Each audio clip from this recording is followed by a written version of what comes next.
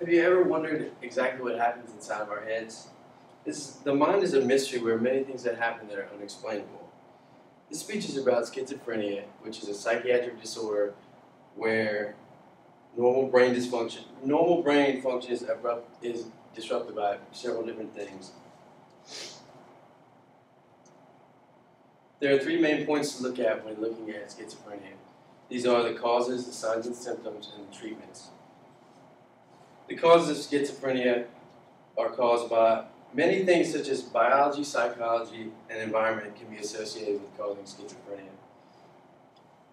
Biological factors such as genetics, neurobiology, and brain structure can be associated with causing schizophrenia. Genetically, there are many genes on several different chromosomes that can interact in different ways, which increase a person's susceptibility for schizophrenia. Those with an identical twin have a 50% increase in risk for developing schizophrenia. Those with a fraternal twin have a 15% increase in developing it. And those with the first degree relative have a 10% increase in risk for developing schizophrenia. Malfunctions in neurobiology also can cause schizophrenia. An increase in the neurotransmitter dopamine is associated with schizophrenia. Drugs like cocaine and amphetamines also increase dopamine and may precipitate schizophrenia's development.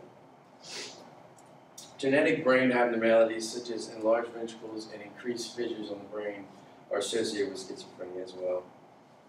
Psychological factors can play a part in the development of schizophrenia too. Poor nutrition, toxins, infection, and trauma are some things that can increase the fetal risk for developing schizophrenia. A death of a loved one, family stress, or even moving away to college can also can contribute to the development of schizophrenia. Environmental factors such as exposure to toxins or crime, poverty rates, or growing up in a foreign country can cause schizophrenia as well. Next main point to examine when looking at schizophrenia are the signs and symptoms. These can be divided into positive symptoms, negative symptoms, cognitive and affective symptoms. Positive symptoms are symptoms that are present when should be normally absent. These include hallucinations, paranoia, alterations in speech, and delusions, and these are usually the cause of hospitalization. Negative symptoms are symptoms that are absent when should normally be present.